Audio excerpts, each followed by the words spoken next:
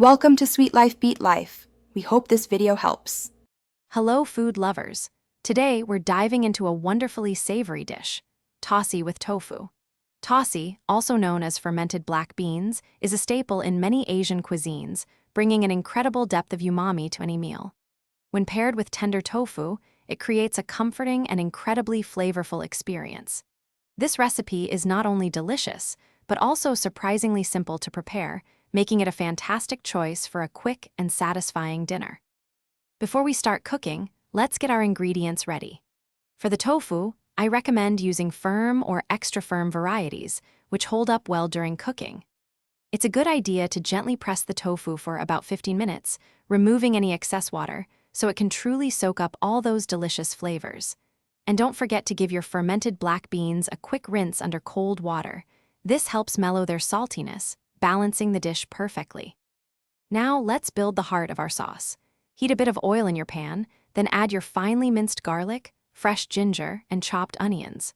Sauté these until they become wonderfully aromatic and slightly softened, filling your kitchen with a delightful scent. Next, toss in your rinsed fermented black beans. Stir them around for just about a minute, letting their unique savory aroma fully develop. This simple step truly sets the stage for a deeply flavorful dish. With our aromatics and Tausi ready, it's time to introduce the tofu. Carefully place your cubed tofu into the pan, stirring very gently so they don't break apart. Then, pour in your prepared sauce mixture. Think a delightful blend of soy sauce, a touch of sugar, and some vegetable or chicken broth.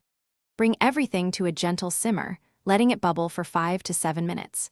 This allows the tofu to truly soak up all the delicious black bean flavor, creating a wonderfully cohesive dish. Once your Tausi with tofu has simmered beautifully and the sauce has thickened to your liking, it's ready to serve.